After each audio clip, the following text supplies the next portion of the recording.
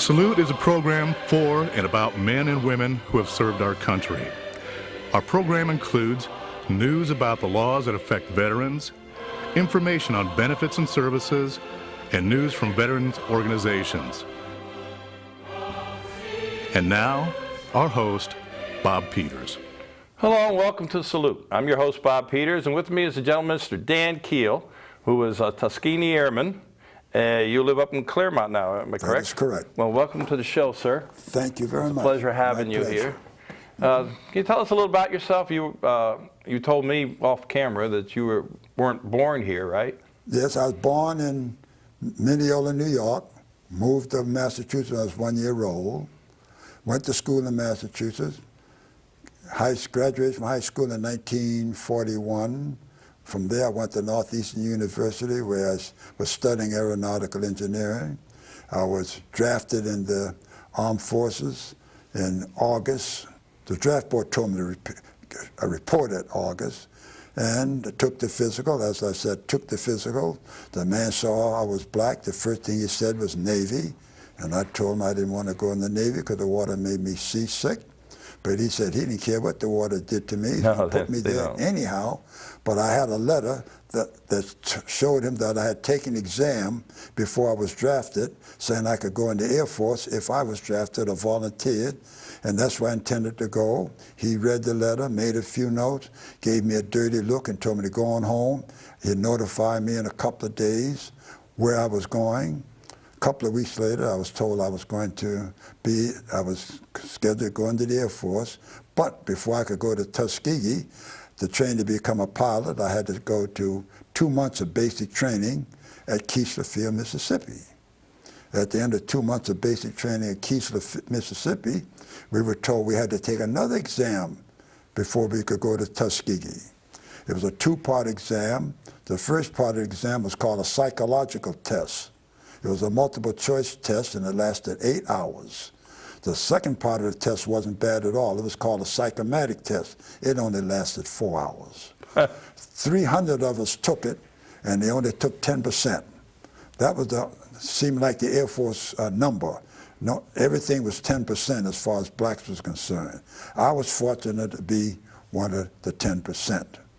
And from there, we were sent to Tuskegee for 3 months of academic training. That's what they call it. I call it just a review of reading, writing, and arithmetic. But at the end of 6 weeks, they told us that our studies are going to be cut in half. The program is cut in half, and we're being sent to the Army Air Base for 2 months of pre-flight training. At the end of 2 months of pre-flight training, they told us they're going to send us to navigation school. We all objected because we wanted to be pilots. Didn't do us any good anyhow. 6 months later, when I graduated from navigation school, incidentally, we were sent to Hondo, Texas to train to become navigators. There were 27 of us. And when I got my navigator wings, I was appointed a flight officer instead of being commissioned a second lieutenant. I was very disappointed, and I told my former instructor so.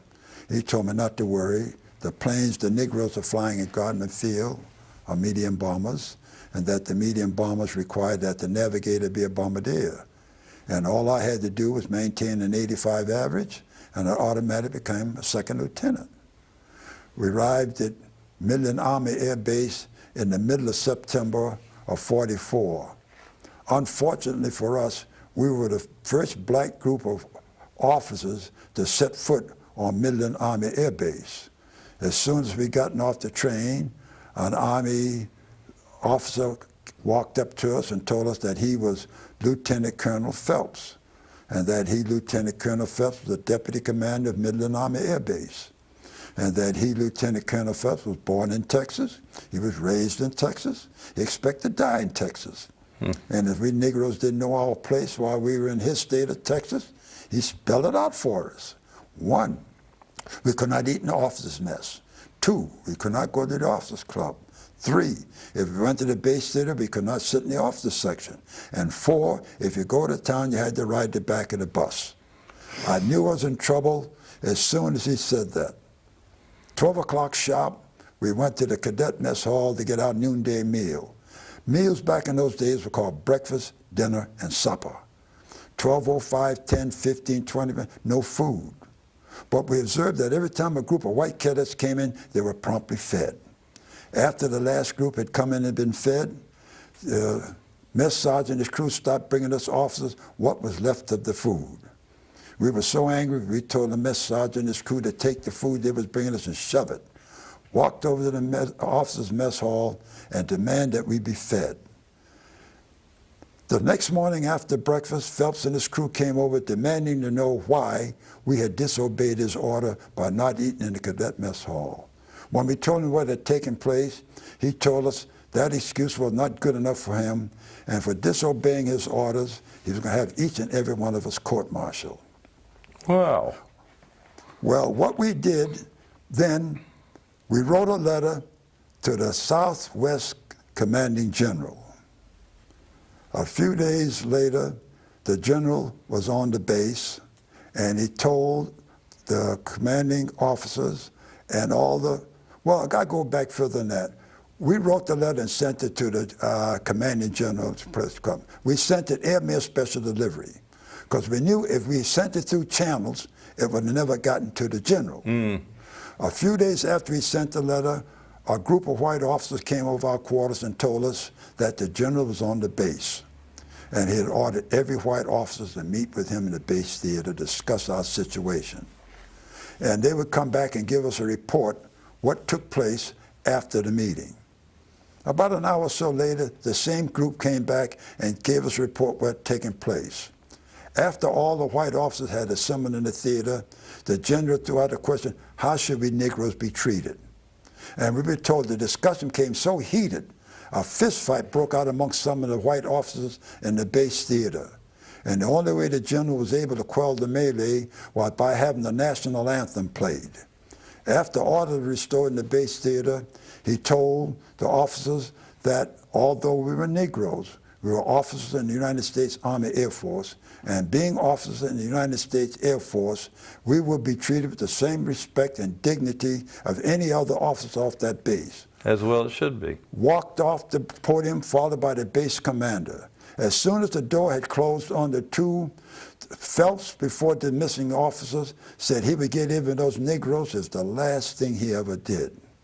Fortunately, well, let's say about 70 years later, over 20 years, some of my classmates been trying to find that letter we had sent to the commanding general, to no avail. But unfortunately, a month ago, my daughter decided, one day just talking to my wife, just now decided she was going to try to find that letter. And within 13 days, with a dedicated librarian in the Library of Congress, she was able to locate the letter on microfilm. And she sent me a copy of the letter. And they also sent her a copy of the excuses the Army brass used and treated us in the manner we were treated. The letter we sent to the Southwest Commanding General, I was surprised, went all the way up to General Arnold, the head of the command, and he was furious. And one of the excuses that the Army brass used for our treatment was that we didn't send the letter through channels. Now, you know as well as I do, if we had sent that letter through channel, they never would have gotten it. Right, somebody just... And that was one of their biggest gripes. And another gripe was they were renovating the hall, and they was doing this and doing that the other. They were furious. But that was it. A couple of weeks later, if you want to know more, Phelps tried to have me and 5 of my classmates again court-martial. Again, he failed. 2 weeks. Let me guess, he wasn't on your Christmas list, was he? During my time there, he tried to have me court-martialed twice. He tried to have me sent overseas once, and he tried to have me thrown out pilot training twice. I was one of 3 triple-rated flying officers, black flying officers in the entire United States Army Air Force. There was over 900 pilots. There were approximately 250 navigators and bombardiers. And there was only 3 of us that were navigators, bombardiers, and pilots. Wow, 3 hats. You wear all 3 hats, huh? Because the reason why he couldn't send us overseas, because there were no black bomber pilots overseas. And number two, there's nowhere in hell where the Army going to let a black navigator tell a white pilot where to go. So that's the reason why we were not sent overseas as navigators. Thank God things have changed, huh? Mm-hmm. And it was racism that made me triple rated. For a simple reason, when our class got back up to Godman Field, where the Negro pilots were in transition training, and the reason why they were still there, because the commanding officer of Godman Field was a racist, and his intermediate boss was a racist. So when we arrived at Godman Field to join them, they realized they didn't have enough pilots to accommodate all us navigators. So that's why my class was sent back to Tuskegee to train to become pilots. There were 27 of us when we arrived at Tuskegee Army Air Base. When we graduated, there was only 3 of us left. Phelps had seen to it that 24 of us was thrown out of pilot training. Phelps, as a matter of fact, tried to have me thrown out of pilot training within 4 days of graduation. Well. Because, you want to know a little more? Well, remember, it's a family show. Oh, well, let's see now. When we arrived at Tuskegee to train to become pilots, I said there were 27 of us. I knew when we were sent to Tuskegee, I had it made. It was a black base, black everything. So I knew I had it made. Second week on the base, when I walked into my AI-NI class, we saw 10 X's up on the board. Now you must remember that all primary training done back in the days was done by civilians, not Army personnel. All primary training was done by civilian personnel. Yeah, because all the others were were involved in the war. That's right. And our second week, when we arrived at Tuskegee Army Air Base at our AI-NI class, we saw 10 X's up on the board. When our instructor walked in, who was black and a civilian, said, "Good morning. You see those 10 X's up on the board?" I said, "Yep. Come Friday, 10 of you men will no longer be in this class." We were struck by his remarks. Then we all said in unison, "Lieutenant Colonel Phelps, that rascal tentacles had followed us over 2,000 miles. Come Friday, 10 of us were thrown out of pilot training." I topped the list. Excuse me, what was the reason they threw you guys out? What did they say? We never know. Oh, yours is not the reason why. That's the reason why. All we know is that come Friday, 10 of us were thrown out, and the reason why we knew it was Lieutenant Phelps had a hand in it, because the 10 of us was thrown out were the first 10 signatures on the letter we sent to the commanding general when he tried to have us court-martialed the first time. Now, it couldn't be a coincidence that this black civilian would know whose 10 first signatures was on that letter sent to the Southwestern Command. So it had to be Lieutenant Colonel Phelps. Yeah. Well, we wrote a letter to the Southeastern Commanding General. Oh, boy. A couple of days later, he was on the base. And after meeting with a delegation from our class, the 10 of us that was thrown out of pilot training was placed back in the program, and the instructor was fired. Until the day, I haven't been able to figure out what a lieutenant colonel 2,000 miles away could offer a black civilian to have so many of us thrown out of pilot training. But while this was going on, I was surprised to see that 1/3 of my classmates were told they couldn't solo the plane and they required 4 to 6 hours and was promptly sent back to Godman Field. At the end of lower primary, half my classmates had been thrown out of primary training. At the end of upper primary, 2/3 of my classmates had been thrown out of pilot training. We started off with 27 in my group, and we finished upper primary, there were only 9 of us left. Just before we entered basic flight training, we were told 2 things. One, all training done in basic and advanced was done by Army personnel.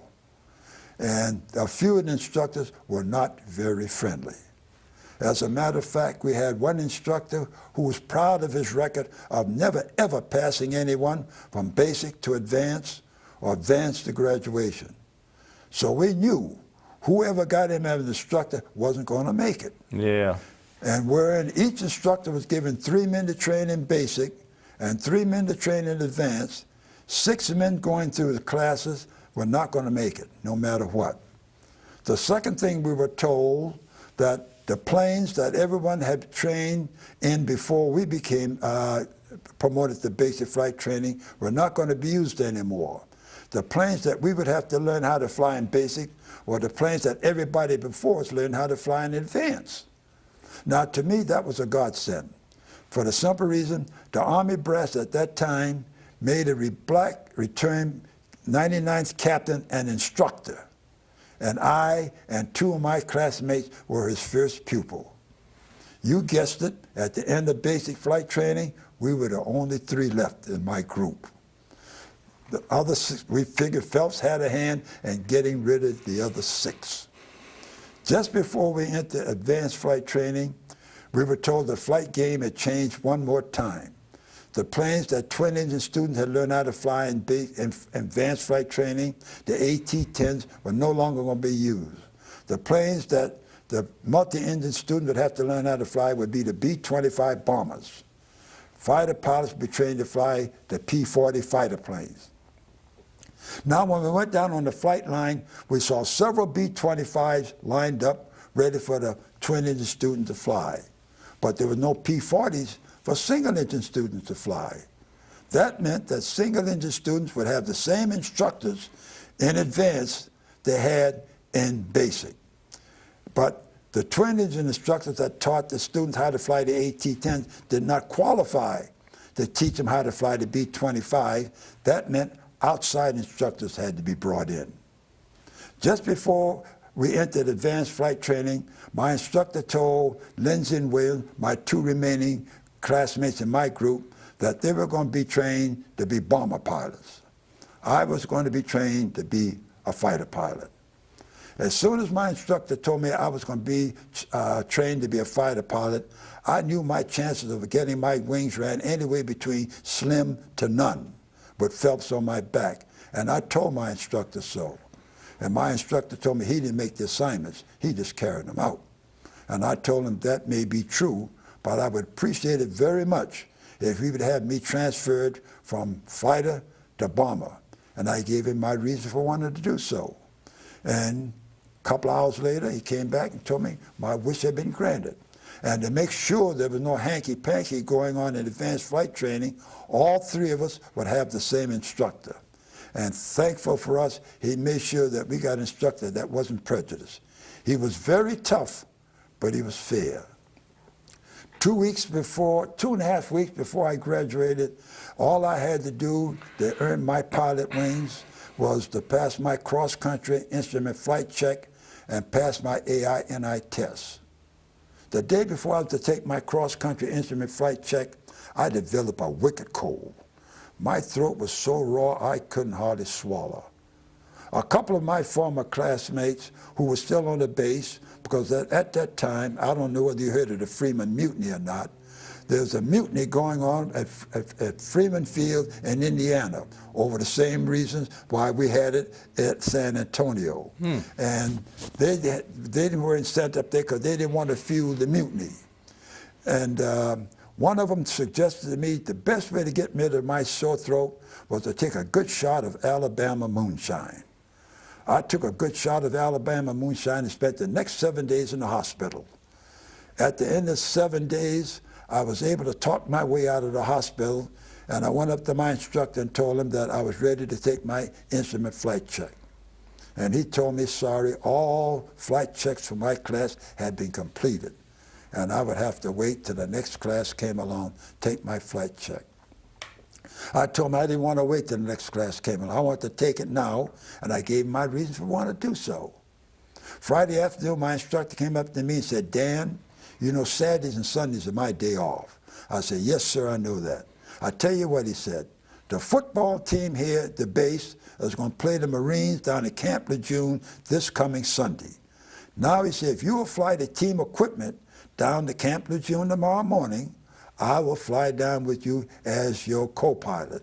And on the way back, I will give you your flight test. I flew a perfect mission down and a perfect mission back. As soon as I got back, I went over and spoke to my returning classmate and gave him the good news I told him this coming Monday morning, a week coming Monday morning, I'll be a pilot and I'll be a second lieutenant. And one of my classmates said, not so fast. I said, what's the problem now? There's a rumor going around that said that Robinette, who's a black second lieutenant, if he fails you in AINI, he will be promoted to first lieutenant. I said, you gotta be kidding. Monday morning after we took the test, my two remaining classmates and I compared notes, and I came to the conclusion, if I fail, they fail. We all had just about the same answers.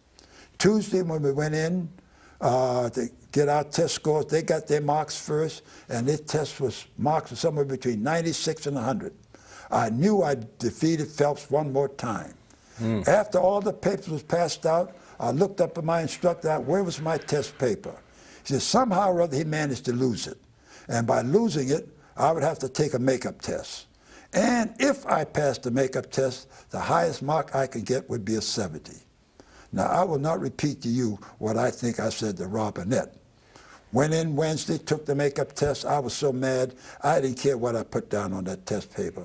But I guess I must have put down the right answers, because he took one look at my test paper and said, you passed, your mark is a 70. Now, the only reason why I think he passed me, because he knew what had happened to the instructor had pulled that stunt on us in primary. Well, factoring the 70 into the 92, because the AINI test carried the lowest value of any of our academic marks, I came up with an 89. Friday afternoon, I was told to report to the administration building to sign my records. When I was given my flight record, it said very satisfactory. I signed it. When I was given my academic record, I was surprised the sheet was blank. I looked at the man handed this. I said, this form is blank. You don't expect me to sign it, do you? He said, you want your wings this coming Monday morning? Certainly, I said. Then you better sign this blank form, because if you don't sign it, I can assure you, you will not be receiving your wings this coming Monday morning.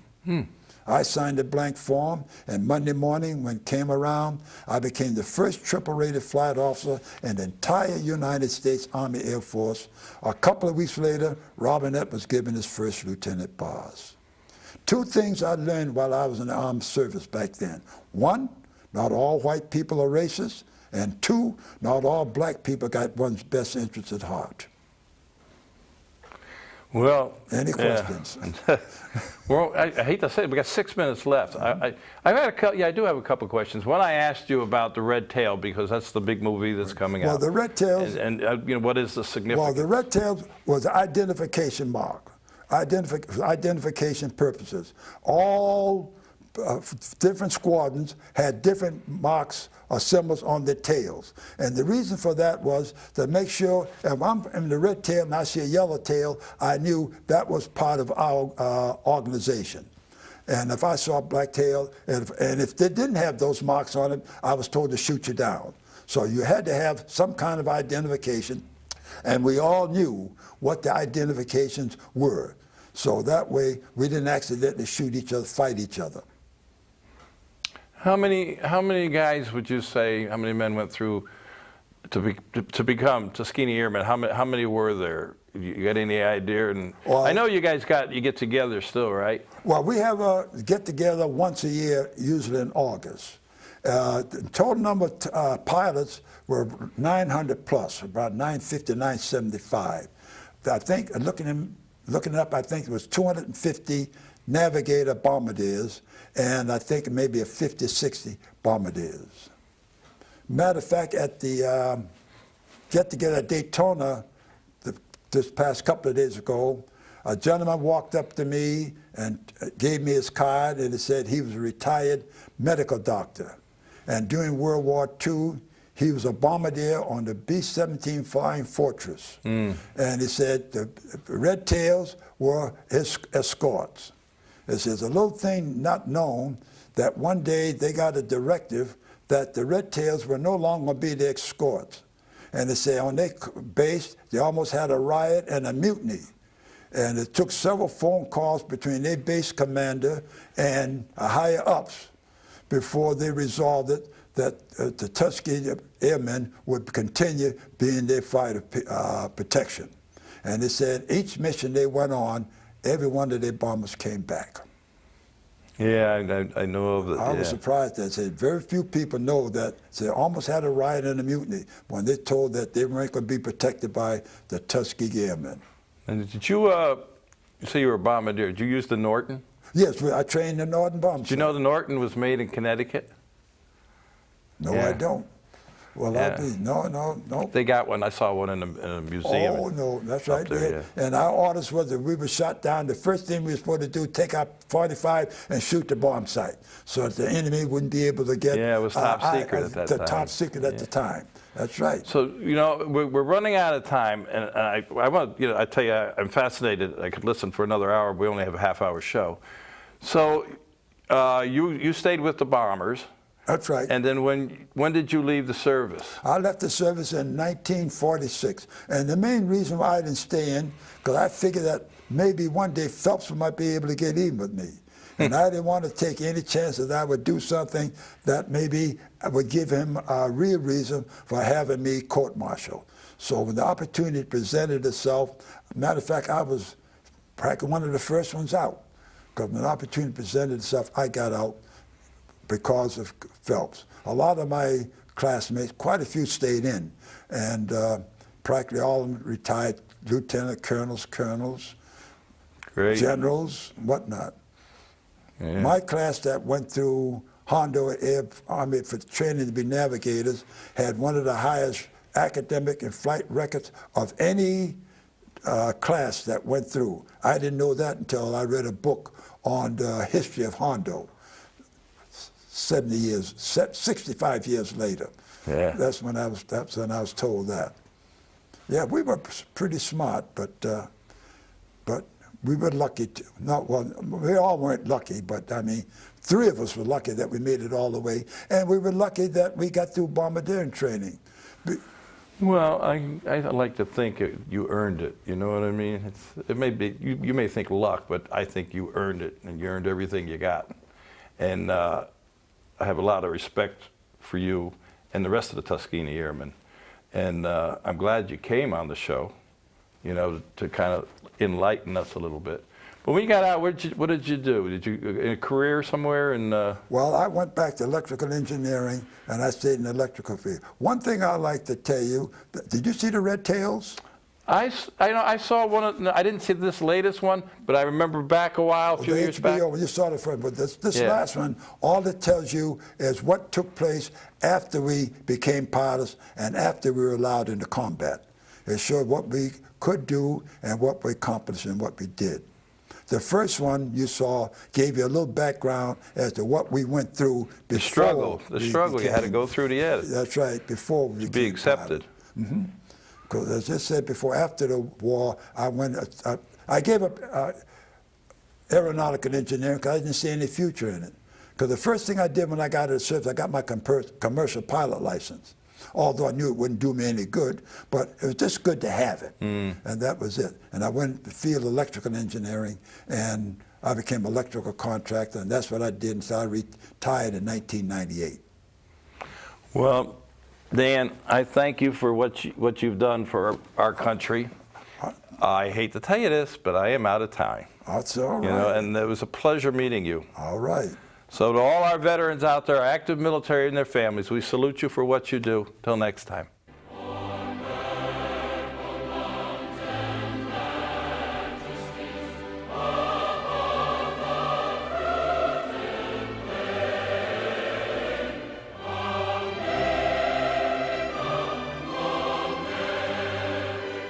We are now entering our 3rd year salute here at Lakefront TV.